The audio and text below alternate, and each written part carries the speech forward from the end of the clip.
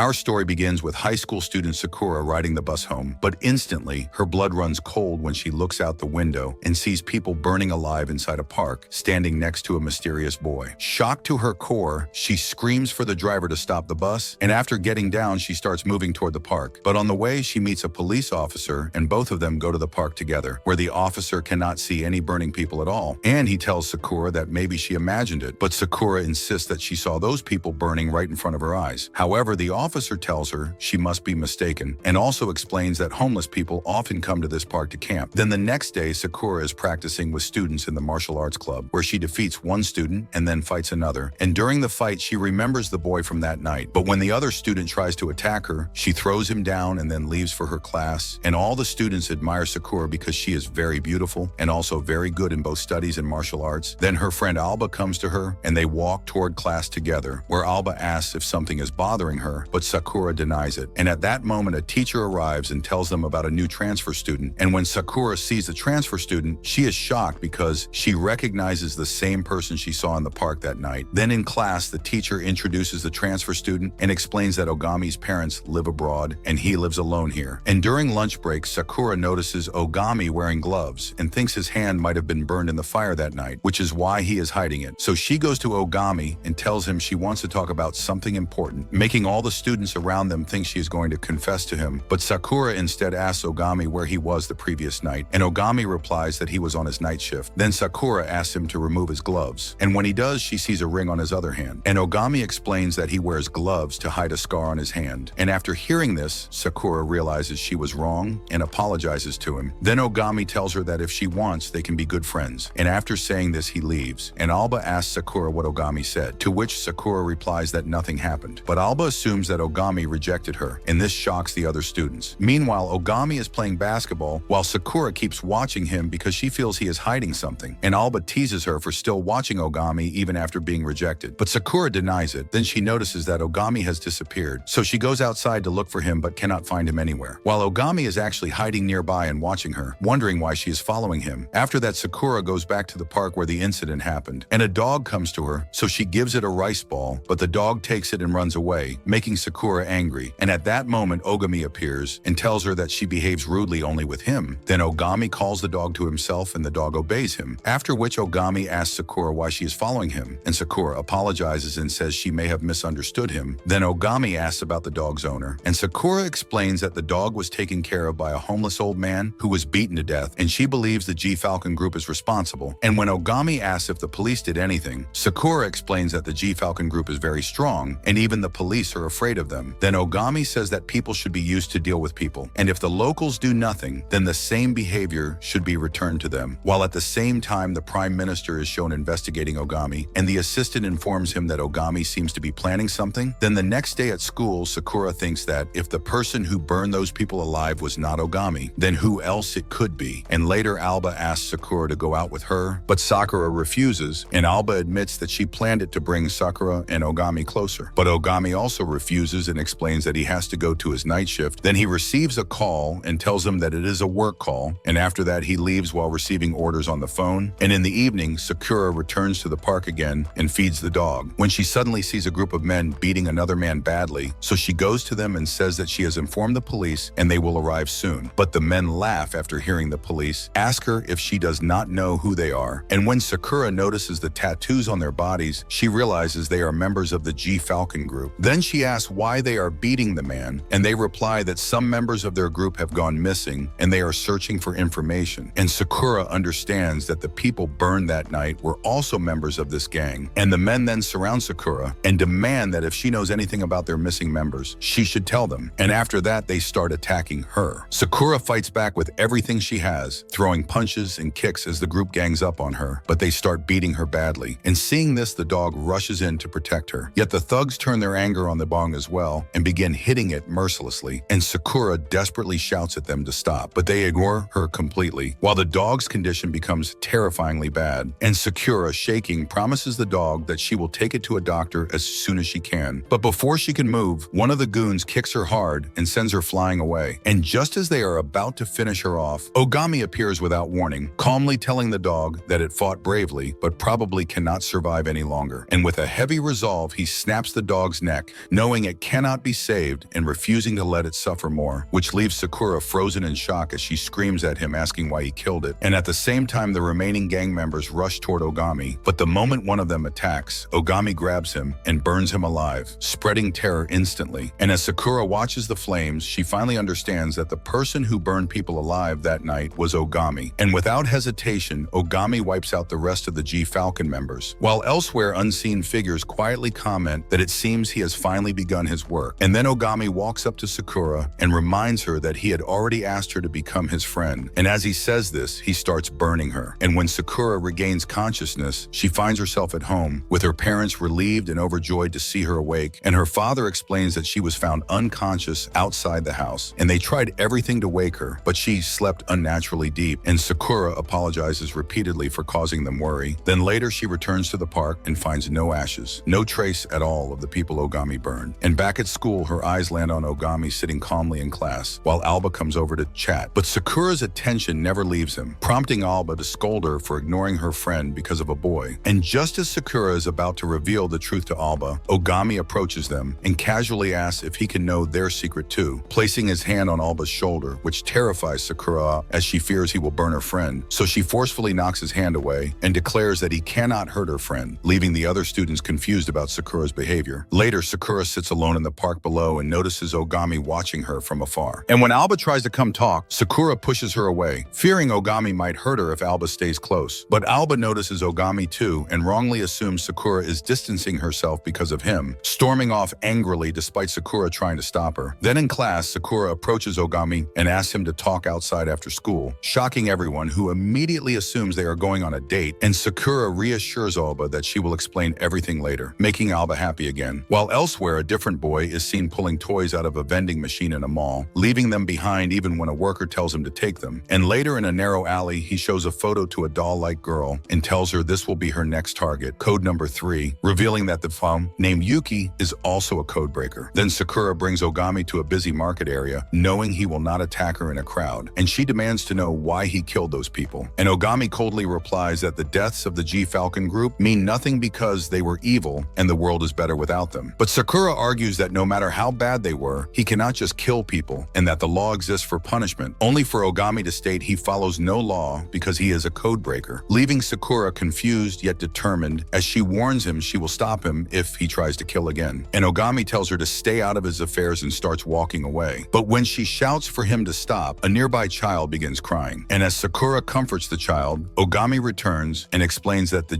Falcon group murdered a helpless man, and people like that do not deserve to live. And when Sakura begs him to surrender himself, Ogami laughs and claims he could kill everyone around them if he wanted, placing his hand on her head to burn her, only for Sakura to knock his hand away, causing her bag to catch fire instead, terrifying her as she runs. But Ogami grabs her hand and tries to burn her, yet fails, then pinches her cheek and tells her she is a rare breed, confusing her further as she asks why he cannot burn her when he burned others so easily. And Ogami explains he only eliminates bad people, then asks if she has never wanted to kill someone who did wrong, and Sakura declares she will keep watching him and will not let him kill anymore. After which, Ogami casually places his hand on a nearby building and shatters its glass, telling her she cannot stop him. Later, Sakura lies in her bedroom, vowing to stop Ogami no matter what, while the Prime Minister learns that Sakura is interfering and comments that Ogami is a very useful man. And elsewhere, Ogami reports over the phone that Sakura is a rare breed unaffected by his fire magic. Then we see code breaker number 3, Yuki, attack his assigned target, only to be stopped by another boy using ice magic, forcing both to retreat. And later, Sakura spots Ogami outside her house and asks if he is following her, to which he replies that since she watched him, now he will watch her, and she firmly responds that she is watching him too. And the next day at school, Sakura finds her locker filled with love letters, hurriedly stuffing them into her bag as Alba jokes that her fan base is growing. And on the way to class, Alba happily asks if things are resolved between her and Ogami, while Sakura says she will now go to and from school with him, making Alba assume they are officially together despite Sakura denying it. And Alba even asks Ogami to look after Sakura, which he accepts, until a male student suddenly attacks Ogami, and Sakura quickly steps in to stop him, knowing Ogami would kill him otherwise, boldly declaring that no one can touch Ogami while she is there, delighting the girls and disappointing the boys who now think they are lovers. Though Ogami calmly tells Sakura he can protect himself and she need not worry, then later a girl informs Ogami that cleaning duty is his tomorrow. And when he admits he does not know the school well, Sakura volunteers to show him around. And on the ground, they encounter a girl named Nini Fauji who harasses Sakura and flirts with Ogami, forcing eye contact that reveals her mismatched eye colors, causing Ogami to grab her head instantly, terrifying Sakura, who begs him to let her go. And Ogami releases Nini, saying he misunderstood her, while elsewhere, another boy with similar eyes speaks on the phone saying he would enjoy working with her. Then Ogami finds a basket in his locker containing information about his next mission, and while checking mission details in a skill group chat, he calls Sakura out, only to discover she has been secretly listening, and instead of scolding her, he pulls a puppy from the basket and gives it to her, explaining it is the child of the dog she tried to save that night, making Sakura cry with happiness and guilt for not saving its mother as the puppy places its paw on her head. And afterwards, Sakura insists on accompanying Ogami on his mission, refusing to let him kill people freely, leading them into a building Sakura assumes is his apartment. But Ogami kicks the door open and attacks a man inside, revealing a room full of criminals, money, and drugs. And when Sakura sees police present, she believes they have been arrested, only for Ogami to reveal the police are working with them. And as the criminals prepare to attack, their boss stops them and praises Ogami's courage, learning Ogami wiped out the Falcon group, then offers him a job supplying drugs in exchange for money, explaining how the drug drives people insane and how he kidnaps their families, proving it by bringing in a drug-addicted man he orders killed. And Sakura angrily confronts the police officer for failing to protect people, only to be mocked as a naive child by the boss until an officer raises his gun and declares they must kill Sakura and Ogami to hide the truth, and Ogami unleashes his fire, burning the boss first and slaughtering the rest, even as bullets graze his face, leaving Sakura horrified as she insists there were laws for punishment. But Ogami replies no law can judge people when police themselves are corrupt, and that is why he killed them. And as he looks out the window, he spots a car carrying the police chief. Sitting calmly inside the car, the police chief coldly mutters that the job is finally done. And at the same time, from another room, the sound of a puppy crying echoes, pulling Sakura and Ogami toward it, where they find a young girl trembling inside. And Sakura gently tells her not to be afraid because she will protect her. Yet the girl refuses help with empty eyes, saying she no longer wants to live, that her father's condition has already collapsed, her future is ruined, and dying feels like the only choice left. And hearing this, Ogami suddenly grabs her throat and begins choking her, forcing Sakura to scream at him to stop. And in that desperate moment, the girl gasps that she wants to live after all, causing Ogami to release her, coldly telling her that until someone looks death straight in the face, they never understand the value of life. And if she still wants to die later, she should remember him because he will come back to finish it himself. Words that make the girl break down crying while Sakura quietly realizes that something terribly painful must have happened in Ogami's past to make him this heartless. And overwhelmed, she hugs Ogami, telling him she understands his pain and will help him change, only for Ogami to reject her completely, saying he neither needs help nor wants to change. And without hesitation, he punches Sakura unconscious and orders someone on the phone to send her home. While outside, the police chief waits nervously until Ogami appears and casually reveals that the officers he was waiting for are already dead, then asks why he won't speak directly about Hitomi, which makes the chief recognize him as a code breaker and fire his gun in panic, missing as Ogami dodges easily, forcing the chief to flee in his car and desperately call Hitomi for help, only to be coldly abandoned and told he is no longer needed. And just as Ogami leaps from a jeep onto the chief's car to burn it down, Toki suddenly appears and blasts the vehicle into the air with his magic, killing the chief instantly, then greets Ogami like an old acquaintance, after which higher-ups confront Ogami and explain that his magic makes him different from ordinary humans, that he is a code breaker ranked number 6, subordinate to 5 others, and must level up by working with them, showing him a photo of his next target. But Ogami responds by attacking all of them, declaring he is no one's slave and will act only when he chooses, then walks away. And when Sakura wakes, she finds herself outside her home, her worried parents questioning what is happening to her and whether she is hiding something. So she lies about joining a mountain research club that keeps her out late and exhausted, which reassures them, even as her parents quietly suspect she is lying for some unknown reason, trusting her anyway. And as Sakura heads to school, she meets a boy at the gate who introduces himself as Toki Fujiwara, a code breaker sent to watch her in Ogami's place, explaining Ogami was injured and resting, proudly stating he is codebreaker number 4 and stronger than Ogami, even joking that Ogami might be crying alone in his room, making Sakura laugh at the image. Then Toki asks to talk more about Ogami in the park, but as he leans closer, they are suddenly attacked. An attack revealed to be from Ogami himself, who warns Sakura not to trust Toki because he always lies, sparking a brief fight between the two until Sakura stops them, staring into Toki's eyes and noticing they they resemble someone she knows. While Toki jokes about being handsome, and later at the school gate, a boy named Haki invites Sakura for tea, which she refuses as she rushes to class, only to be shocked when she sees Toki inside the school, fearing he came with bad intentions. So she lies to the teacher and confronts him, only for Toki to claim he is just visiting, supported by Ogami's warning not to trust him, until a teacher arrives and happily welcomes Toki as an academic visitor from a top elite school, shocking Sakura further when she sees his badge and realizes how brilliant he must be. And during lunch, Sakura